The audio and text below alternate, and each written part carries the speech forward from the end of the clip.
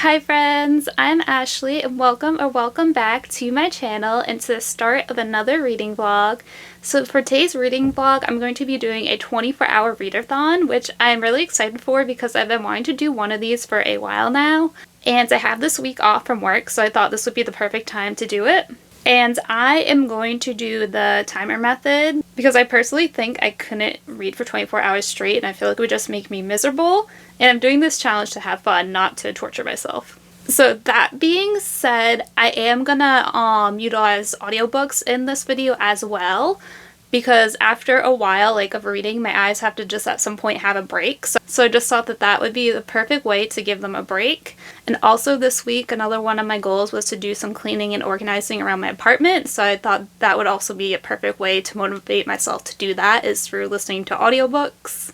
And so the day I'm filming this intro, it's Monday, May 26th. It's Memorial Day, but I'm not actually going to start this reading challenge until tomorrow, but I wanted to film the intro today, so tomorrow morning when I wake up, I can just get to reading. And I do have a theme for this 24-hour readathon, so my plan is to read all new 2025 YA fantasy and adult fantasy romance releases. And so I don't yet know all the books I'm going to be reading in this video, but I do know the book that I want to start with. So I will be starting with The Night and the Moth by Rachel Gillig, which I am super excited for this. This one just came out last Tuesday, and this is the first book in a gothic romantasy duology, and it's by the same author who wrote the Shepherd Kings duology, and I love this duology, so I am super excited to hop into this, and I'm hoping I will love this. So that is all for this intro. I shall see you tomorrow on Tuesday when this challenge officially begins.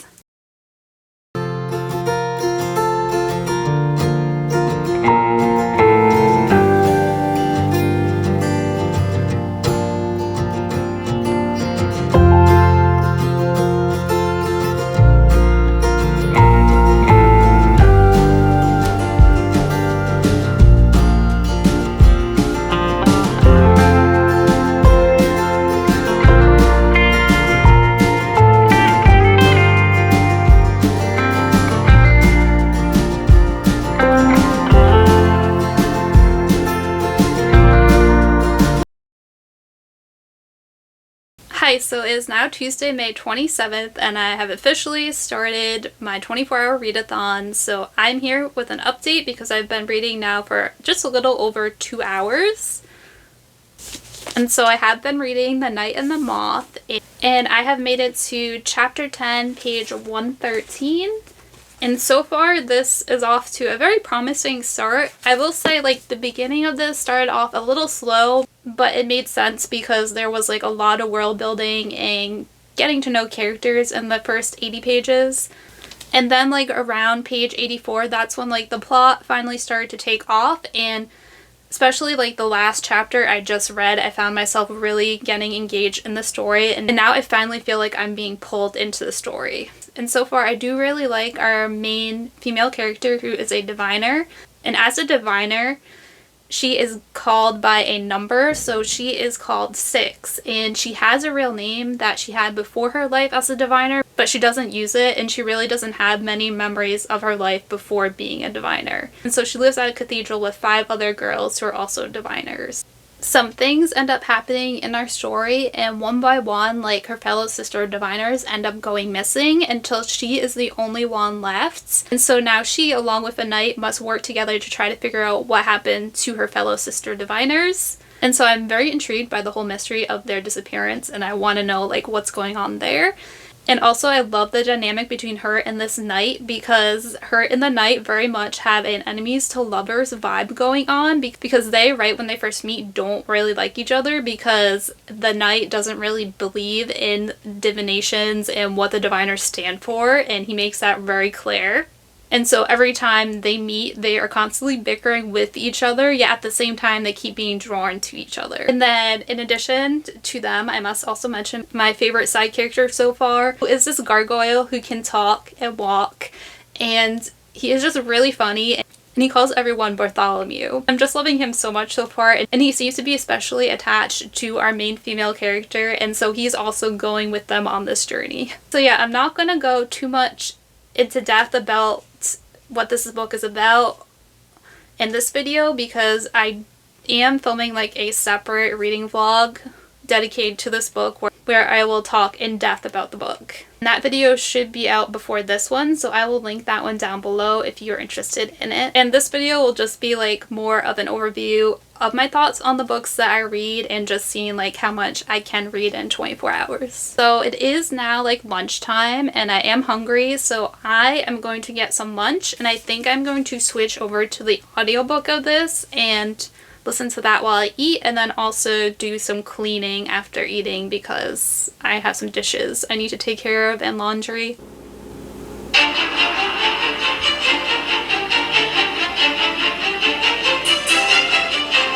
Hachette Audio presents The Knight and the Moth, The Stonewater Kingdom, Book 1. Written by Rachel Gillick, read by Samantha Heidson. To the child in each of us, yearning to be special. Take my hand, you strange little creature, and together we shall walk beyond the wall. Ashling Cathedral. You know this story, Bartholomew, though you do not remember it. I'll tell it to you as best I can.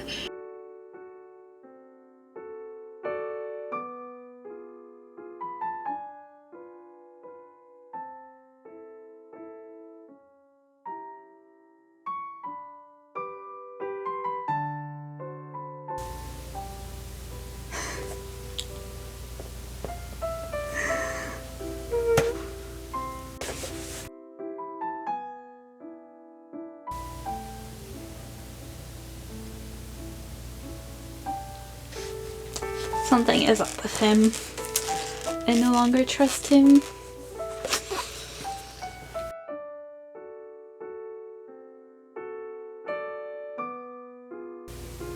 The romance is being so sweet right now. Page 237 it says, I knew exactly how to read the signs. Knew exactly what was going to happen to me. It was happening right now. I was falling in love.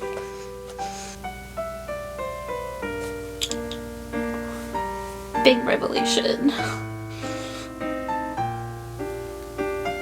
We are getting the gargoyle story.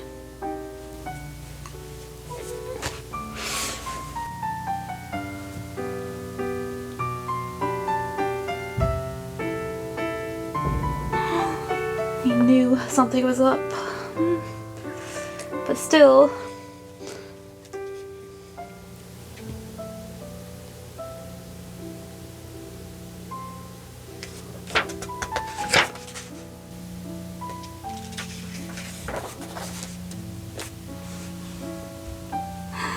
That's how it ends. That's how it ends.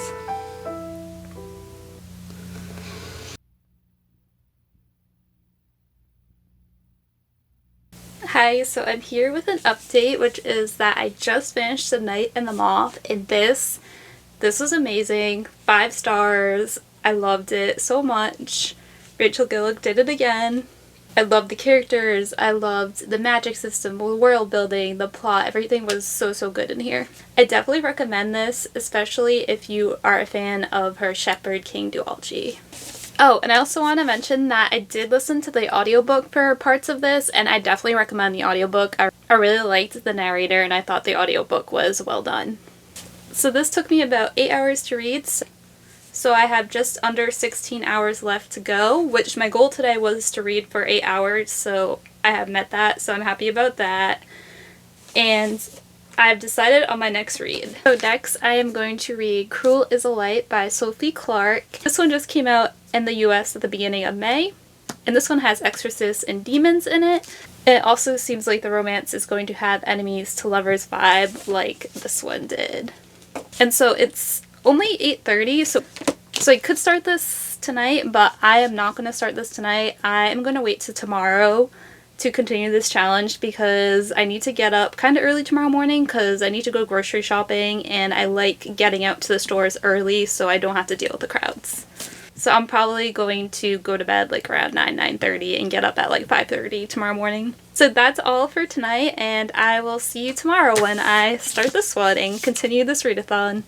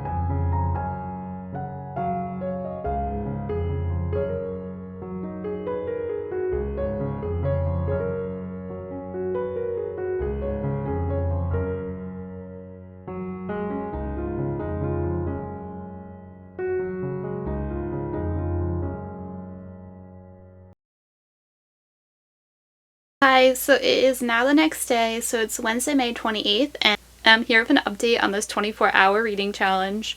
So I have read a little bit more today. I have read for about 2 hours today, so I have 13 hours, 53 minutes, and 8 seconds to go. So my goal for today is to read a total of 8 hours and get this timer down to 8 hours, which I feel like I'm a little behind because it's almost 2:30 in the afternoon and I've only read for 2 hours. But that being said, this morning I did go grocery shopping, so I did that. So that ate up a little bit of time. But I still have the rest of this afternoon and tonight, and my husband is working tonight until 11, which means I have a lot of free time to read. So I think I should still be able to do it. But I have started reading Cruel is a Light, and I have made it to chapter 10, page 108. And so far, I feel like the story is just starting, so I don't have too many thoughts so far.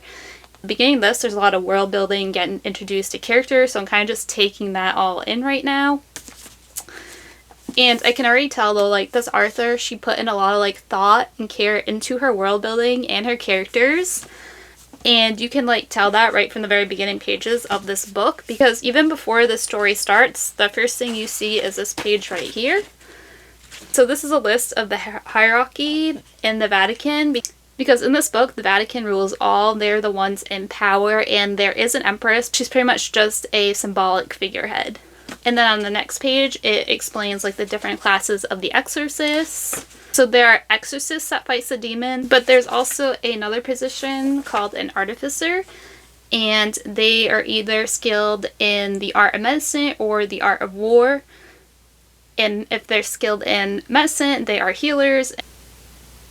And then if they're trained in the art of war, they specialize in a certain weapon. And artificers rely completely on that one weapon, whereas exorcists can use a weapon, but they also have magic at their disposal as well. But one of the downsides of being an exorcist is if you push your magic too far, you can become corrupted, and then you become pretty much a demon. And this is because the exorcist's powers ultimately come from the demons. Speaking of the demons, there is also a list about them in the beginning as well, and it lists all the different classes of demons. And after that, there's a list of the characters in the book, so that is very useful, because if I ever forget who anyone is, I can just flip back to this. And so then after that information, we get the prologue, and then after the prologue, we get chapter 1. And in chapter 1, we are introduced to Celine, who is an exorcist, and so far I'm finding her a very interesting character. So she is an exorcist, but she uses her powers sparingly, because every time she uses her magic, she loses some of her life force, and she loses pieces of her soul every time she uses her magic. And she says that her magic is unlike anyone else's, and her magic is carved into her bones, whereas other exorcists, they carve runes onto their skin to use their magic. And so I'm curious why her magic is like that. And she started training to be an exorcist when she was 7, and she is a second-class exorcist, and the highest class is the first-class exorcist. And however, even though she is a second-class exorcist in name, one of the characters in here has already said she has the skills to be a first-class exorcist, and she just isn't one because of some political power plays going on. She's also been given the nickname the Butcher of Rome because wherever she goes, she leaves behind bodies, whether it be the bodies of demons or the bodies of humans. And so people seem to revere her, but also fear her. And she seems kind of closed off and a little bit cold, but you learn that she does have a kind side and a softer side. Because at one point she tries to help an injured man catch a train. So then she goes to offer him his hand and he grabs it, but then he sees her and he realizes who she is, and so he lets go of her hand because he's kind of afraid of her. And so that helps you see why she is the way she is and why she acts cold and kind of closed off. And then in chapter 2, we are introduced to our other main character, who is Jules, and he's also a very interesting character. He grew up as an orphan in an orphanage, but when he turned 15, he was drafted into the army and kicked out of the orphanage. And so for the last almost 4 years, he has been fighting in the army on the front lines, and he's been fighting against demons and also a neighboring kingdom whose leader is half demon. But at the beginning of the book, he and the rest of his regiment, they end up encountering an unwinnable battle, and he's the only one who ends up surviving. But during that battle, he ended up facing the half-demon leader, and she kind of spooks him because she says that he is like her. And so he is kind of unnerved by that comment because he doesn't know what she means. And it does kind of seem like he might have some demon blood in him because there's been some hints already that he isn't quite normal. And so then he decides that he is going to go back to his homeland and to the orphanage where he grew up to see if he can get some answers. And also, coincidentally, Celine is also heading off to that same town to investigate a demon appearance. And so the two of them do end up meeting in the town, but then they go separate ways again. And that's about where I'm at in the story so far. Like I said earlier, I feel like the story is just starting to get moving now, because a lot of the beginning was world building and introduction to characters. But there were some really cool battles already at the beginning of this book. And also, so far, this is reminding me a little bit of the anime or manga D. Grayman. Also, this book really does not pull any punches because there's already been some character deaths of like minor characters that were close to our two main characters. I think like I did for The Night and the Moth, I'm gonna now switch over to the audiobook for this.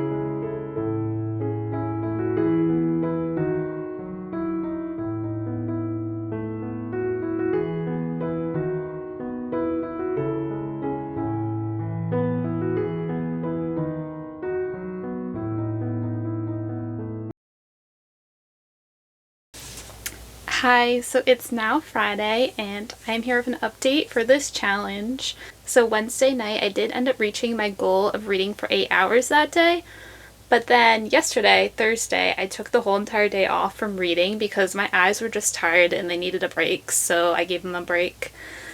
And today, so far, I've read for 2 hours, so I am down to 5 hours, 59 minutes, and 44 seconds to go. I just finished Cruel is the Light in those 2 hours.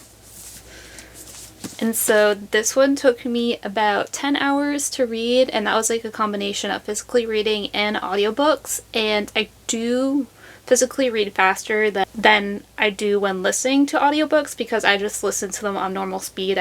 So if I had physically read all of this, I probably would have read it a little faster. But I do think the audiobook and physically reading combination is really good for this challenge for me personally because my eyes do get tired after a while from physically reading. So before I talk about what I'm going to read next, I just want to share like my final thoughts on this. So this book, I'm either going to give it a 3.5 or a 3.75. Overall, I enjoyed it, and there were even like parts that I really enjoyed and things that I loved about it. But there was also some things that didn't quite click with me and that weren't my favorite. So the world building in this book, I loved it. I loved the whole dynamic of the exorcists and the demons and the whole hierarchy that this book had going on. And throughout this book, we're like slowly unraveling the truth about the demons and the exorcists, and so that was very fascinating to read. And then the second thing I loved about this book was I loved the main characters, and there were also some side characters that I loved as well. And one of those side characters that I loved was Sparrow. I just loved his character so much. And then two main characters, Celine and Jules, they definitely had like the enemies to lovers vibe going on because at the beginning they don't get along at all and they bicker so much. And one of the things I kind of had a love-hate relationship with in this book was their banter. So there were times when their banter was really good, and there were certain scenes that I loved.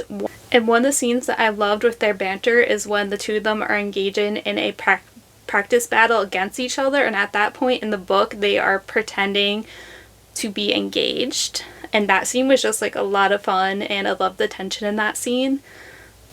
But then there were other scenes with them bantering where they just seemed to go on for too long, and I feel like almost there were too many scenes in this book with them bantering.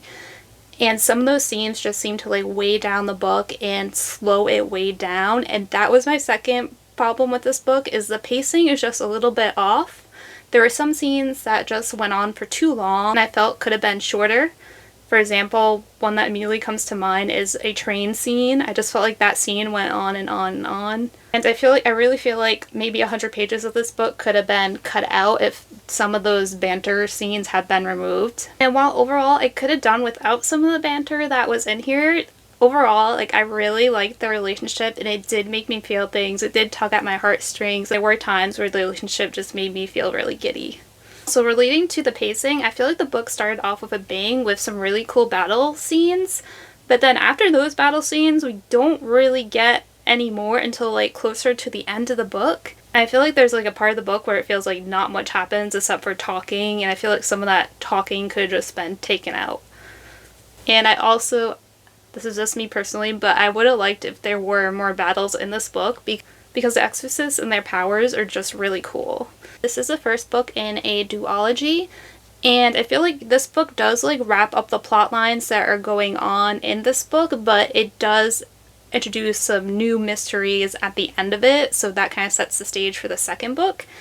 And I am interested in the second book because I want to know what happens next, and there are still like questions that I need the answers to. So now for my next book. So next I'm gonna pick up this one, His Face is a Sun. So I was at Target earlier today and I ended up picking this up. I wasn't planning on buying a book, but then I went to their book aisle and I saw this, and so I succumbed to temptation. So this one just came out in May, and it's a YA fantasy, and it takes place in a world that's inspired by ancient Egypt. And it also has multiple perspectives, so this one seems like it's going to have very different vibes from Cruel as the Light and The Night and the Moth. So I'm excited to shake things up a little bit. And this one is almost 500 pages. Might not finish this in the remaining time that I have left for this readathon because I only have 6 hours left. But we'll see how far I get. And hopefully I enjoy this. I did peek at it a little bit while I was in Target, and the first chapter is like from the point of view of a cat, which is just really fun. So I'm gonna start this. I'm not sure how much more I'm gonna read today, but I'm gonna go probably read for like about an hour right now, at least.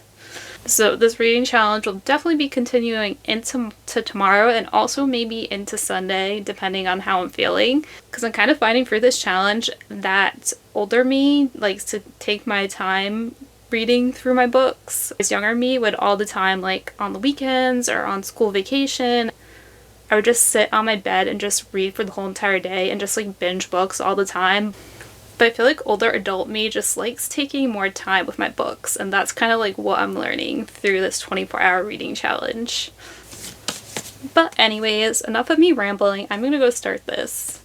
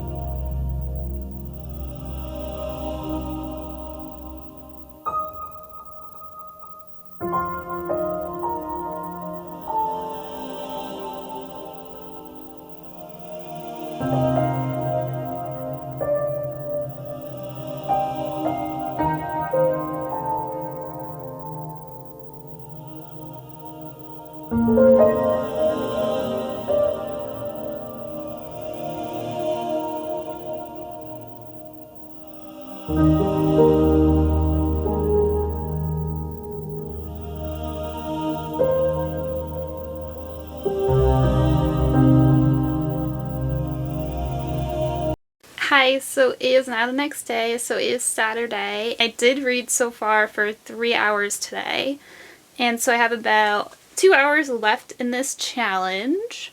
So I thought I'd just come and give a little update. So I have been reading His Face is the Sun, and so far I have made it to chapter 12, page 210. And so far, I am not sure how I feel about this, so I'm finding it very intriguing and interesting, but so far it's been a little bit on the slow side, and I think that is because we are following 4 different characters' perspectives, and we keep like flip-flopping back and forth between them, so I feel like that's why its story feels like kind of slow. And also the chapters are pretty long. They're like 20 pages each. I think recently I read some slightly shorter chapters that were like 10-ish pages. But all of like the 4 characters, they are all very interesting characters, and they're all from like very different parts of life. So you have one of our main characters, Sita Mon. She is 17 years old, and she is the daughter of the current pharaoh. And she has 2 brothers, and they're all triplets. Out of the 3 of them, the one who is born the first is her brother Maramoon, and his name actually means he whose face is the sun, so that's the title of this book. His face is the sun, and that's like mentioned in the prologue. In the prologue, so the chapter is from the perspective of a cat, but the cat wanders into a room where the pharaoh's queen is giving birth to her 3 children. So those 3 children are Sita Mon, her brother Maramoon, and then her younger brother, who out of the 3 of them was born last, Bakenamoon. And his name means he whose heart is hidden, and Sita's name means she who knows all the names. And this book is the first book in a trilogy, so I'm wondering if like each book will be named after their names. But anyway, Sita is one of our 4 main characters, and then our second main character is Neff, or Neff Vermont, and she's only 13 years old, which I found very interesting because this is a YA book, and she's younger than your normal main YA character, so that was a very interesting choice. She is just from like the common folk. Her parents are merchants, and they're just struggling to stay alive. But in her first chapter, she talks about how she's kept having this dream, and some things happen, and she ends up being recruited into a temple of one of the goddesses. So now she's in training to be a priestess. And then our third main character is Ray, and she is the daughter of a farmer. She ends up getting involved with some people that want to take the emperor off the throne because they believe that he is misusing their power, and recently like all he's been doing to them is raising their taxes to the point where they're not going to be able to survive. Then our fourth and final main character is Karim, and he is a tomb raider. Those are the 4 characters and perspectives that the book flip-flops back and forth between. For 200 pages into this book, the characters haven't all met yet. Like Sita and Neff, they have been in the same room at some point, but they haven't really interacted yet. I'm curious when they're all going to meet up and join forces, because as been mentioned in here that there's a prophecy about the 4 of them, and only they are going to be able to save their kingdom from ruin. And speaking of the prophecy, there has been some mummy vibes in this so far, because Karim is a tomb raider, and in his first chapter, he ends up finding this tomb, and there is some creature in the tomb that has now been unleashed because he opened the tomb. And so I feel like I'm at the point with this book where I feel interested and intrigued by like the characters and what is going on, but I don't feel completely pulled in yet. And hopefully as I read more, I'm hoping things will pick up and pace a little bit and I'll feel completely pulled into the book. But right now, like I do feel like a little bit of, oh, I want to go back to this because I want to know what's going to happen next. So that's a good sign. And so I am going to go read more of this. And by my calculations, I feel like I'm probably going to make it to page 300 within these last 2 hours of the challenge. So I probably won't finish this by the end of this challenge, but I will go read as much as I can, and then I'll be back to update with how I'm feeling at that point in the book and to wrap up this challenge.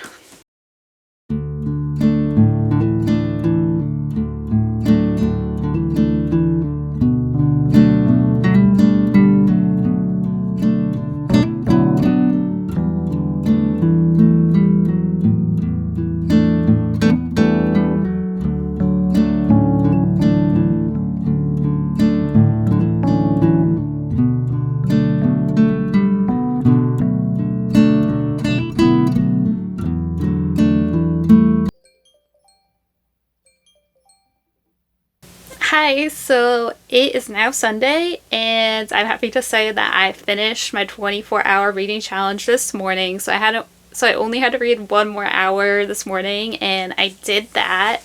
So now I'm done.